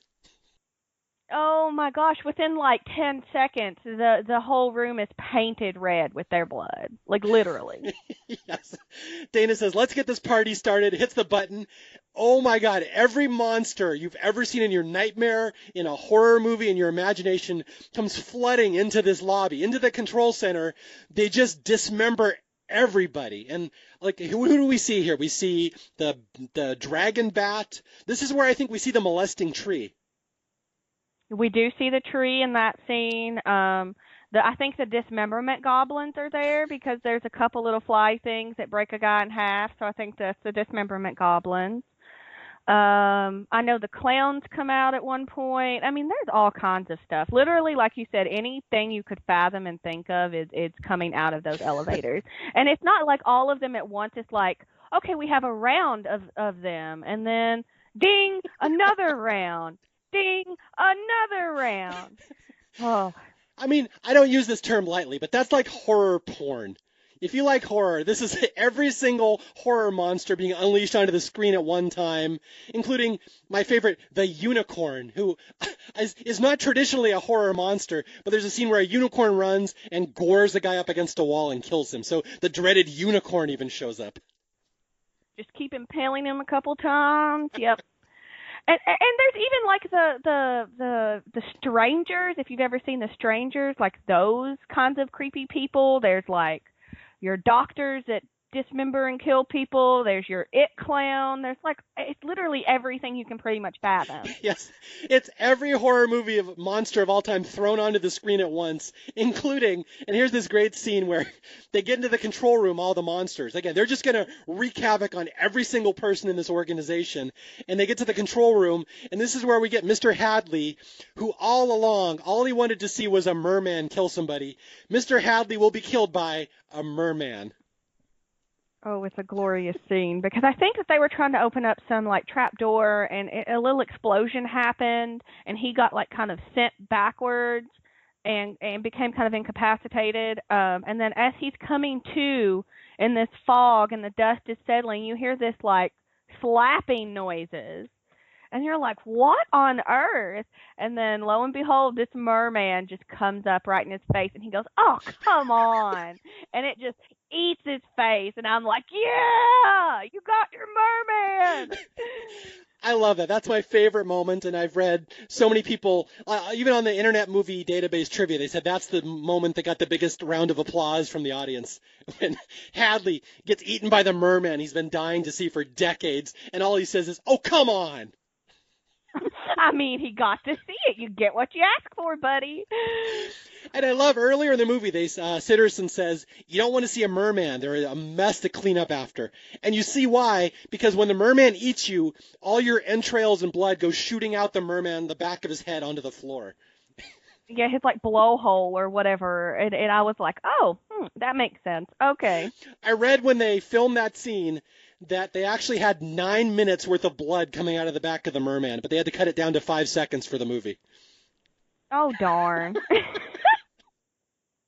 you imagine 9 minutes of that just on the screen? Yeah, just 9 minutes. Probably in the background of other scenes, you just see blood shooting out of the merman. But yeah, the sugar plum fairy gets released, the witches, the sexy witches, they're all here. Sitterson tries to escape. He gets stabbed by Dana. So basically, everybody who can stop this carnage is now dead, except for Dana, Marty, and the director. And I think right before he dies, Sitterson tells Dana, "Kill Marty, kill the fool, or we're all gonna die." Right, and as soon as he says kill Marty, and Dana's just kind of staring at him, Marty comes up and is like, "Here, this will make you feel better," and hands her his gun. Well, he is the fool. I know, and I'm like, y'all, did you not hear what he just said? Like, and you're giving her a gun, but okay, that works. Okay, I just remembered my favorite monster that gets released. There's like this scorpion-looking thing. He looks like a transformer. He's metal. Oh yeah, that's going down the stairs. It does look like a metal scorpion. Yeah, he looks like Bumblebee, but he's like a scorpion, and on his tail he has a buzzsaw. Buzzsaw. Yeah. You only get that for like a brief moment. It's on one of the screens they're watching, but yeah, yep. It's great. But yeah, I just love the carnage. And again, this is Heather Langenkamp and her husband. These are all their creature effects thrown in this movie, in this huge battle royale of blood at the end. They did good. They did good with the special effects. That's right. Good job, Nancy. All right, so we're going to finish the movie down in the sculpture room again. This is where the 5 little sculptures or sand mosaics are on the wall, and Dana and Marty are down there, and everything's crumbling around them. All these people are dying. There's blood all over the place. These monsters are killing everybody. And Sigourney Weaver finally shows up and explains to them the rules on why Marty has to die or it's going to end the world. Yeah, she basically comes down and just explains the whole plot in like 5 seconds. She's like, yeah, so there's ancient ones, we have to appease them, the whore has to die first, doesn't matter if the virgin dies, but this is what has to happen. You all have to be young, you all have to suffer, or else the whole world ends, basically. I love at the end, Sigourney says, so you must die in this order, and the virgin, she's the one that's left. And Dana's like, virgin? I'm not a virgin. And Sigourney's like, we work with what we have. Right? It's like, well, you're for the purpose of this experiment, you're close enough. Yes. So, and Sigourney says, if we don't pull off this ritual, if Marty doesn't die and you survive, the ancients, the Titans, will rise up from the depths of, Tartarus or whatever and destroy the earth. And so she's like, you have 8 minutes left. The sun will be up in 8 minutes. Kill the fool. She's telling Dana, kill your friend or everyone's going to die. And this is where we get a scuffle, right? Yeah, she pleads with her. She's like, you can either die with them or die for them. And then Dana does point a gun at Marty. She points a gun at Marty, and she's like, I've got to do it. I'm going to kill you. And lo and behold, the werewolf sneaks up behind her. The weremoose, pardon me. Sneaks up behind her and just bites her. And she drops the gun. And Marty and the director start wrestling for it this whole time while Dana's just being attacked by this werewolf. Although there's one line here we skipped over. I forgot about this, where Sigourney tells Marty, the fool, you can die for them or you can die with them. And Marty's like, gosh, they're both so enticing. I know. It's like, oh, man, because either way he dies. I mean, I guess he doesn't really care at the end of the day. Okay, so at the end of the movie here, Sigourney Weaver is going to shoot Marty, but she is killed. And I kind of forgot about this moment. Way, way back in the movie, we were introduced to a character who got her arm et. Who would that be? That would be old Patience Buckner. Little Patience Buckner. And Little Patience Buckner is actually going to save the day. Well, I guess on how you look at it. She's going to become very important to the plot here at the end. Yes, because as the director and Marty are wrestling for this gun, they're like right on the edge of basically what topples into the pit where the ancient ones are, and they're wrestling back and forth. And Marty notices Patience coming that way, so he turns the director over to where Marty's on his back and the director's on top of him, and they're wrestling. And then Patience comes and just stabs the director, and Patience and the director topple into this endless pit where the ancient ones are. That's right. Little Patience Buckner, the one that Dana summoned by speaking Latin, takes an axe to Sigourney Weaver's head, kind of a brutal death. But that's really the end of the movie because the director falls to her death, Patience falls to her death, and it ends with just Dana and Marty sitting there saying, well, I guess the world's going to end now because we didn't complete the ritual. Yeah, they basically are like, well, I guess if humanity kind of sucks, maybe it's time to give somebody else a go. And Marty lights up a joint and they sit there till the world ends. And I love Dana's last line. She's like, this whole movie we were at Kurt's cousin's cabin. She's like, I don't think he even has a cousin. I don't even think Kurt has a cousin. I know. I love it. I wrote down that line specifically. It's always one that stuck with me because I'm like, really? Yeah, and so the movie ends with, again, this just started as a movie with kids going to a cabin like an Evil Dead movie. It ends with them sitting there as these Greek gods, I believe it's supposed to be the Greek titan Kronos, I read somewhere, reaches his hand up. It goes through basically the cabin. Everything on Earth comes crashing down, and it obliterates the Earth. Every single living being on the face of the Earth dies, which is admirable even for a horror movie. And basically everything's done. That's the end of human existence. It's like, oh, no more horror movies. This is the end all be all, literally. Here's a good little line on the Internet Movie Database. It says, death count when it has horror movies, death count. It says death count for this one, and it says 6.9 billion people.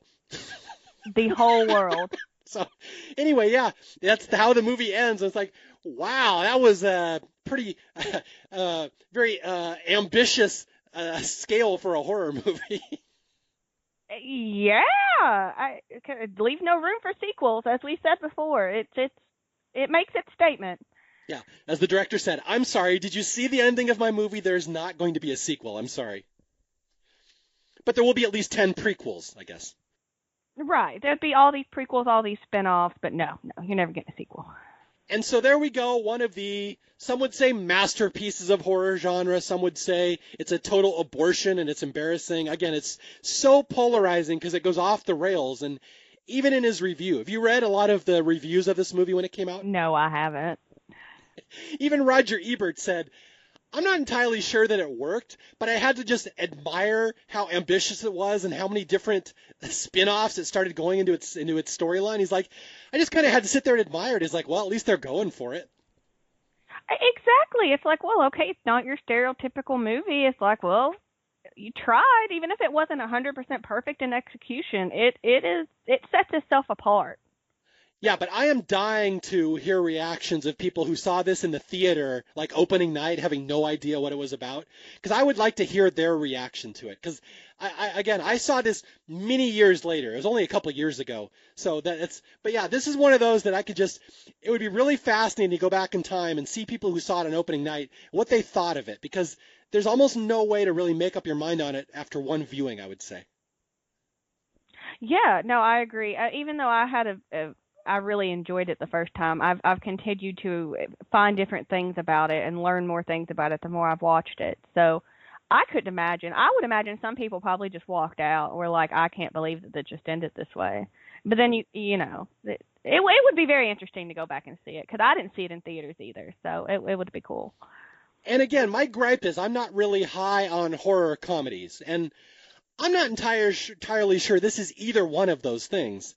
Like Scream I don't like because it's kind of mocking and smug towards horror movies, but this one doesn't take that tone at all. This one seems like it has a lot of respect for horror movies. In fact, there's inside jokes in there left and right. Just one I wanted to mention was when they show all the different cities around the world that their horror movies have failed, they're all homages to horror movies. Like the Japanese one is The Ring.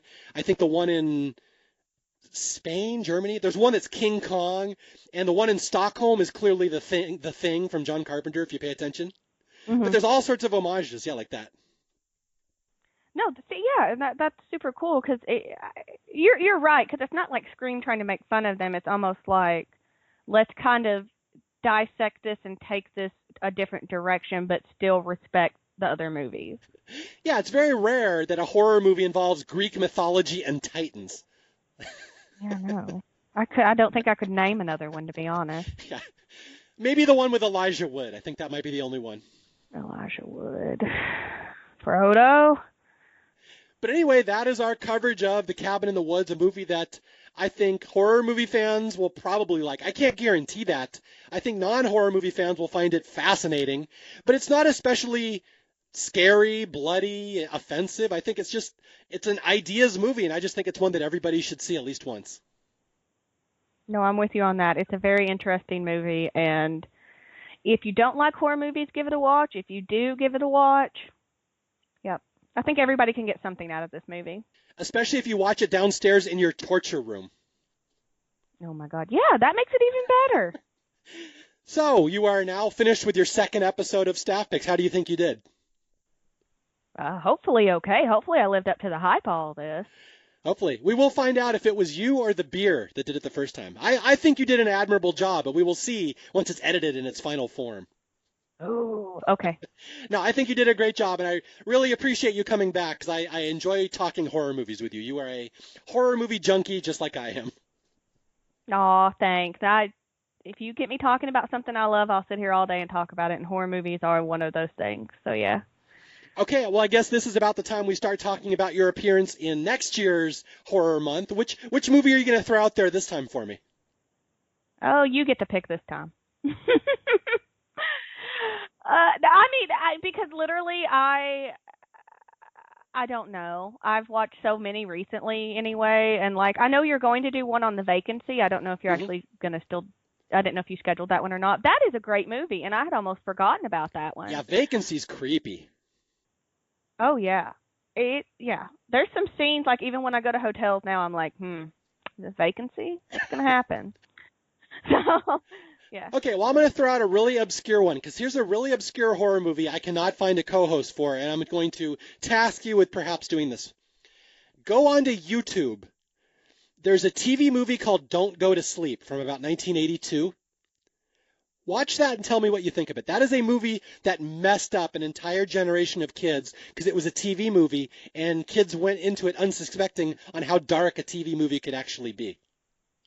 Yeah, especially in the 80s, you wouldn't expect a TV movie to be, okay. Yeah, you said on YouTube, I'll give it a watch. It's on YouTube. It's not the greatest quality. It never made it to VHS. It never made it to DVD. It's almost impossible to find. But I watched it opening night or when it was on TV, and I was 7. And I'm like, I should not have watched that movie. It's creepy. That's awesome. That makes it even better. Yeah, no, I'll give that one a watch and see how I feel about it. If you like it, perhaps next October, that will be our mission here. Cool. Sounds good. All right. Well, once again, thank you, Jessi. Anything else you want to add about this movie before we sign off and you go back to your beer? Oh, no, I'm not going back to beer. I'm going to bed.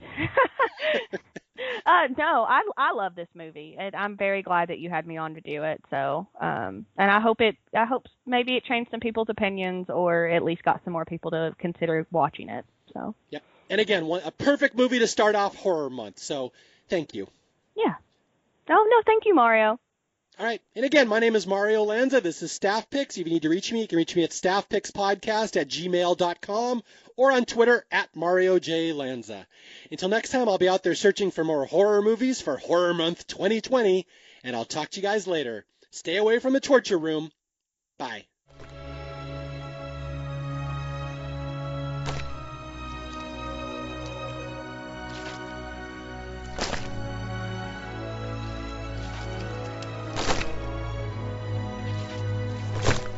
Oh, come on.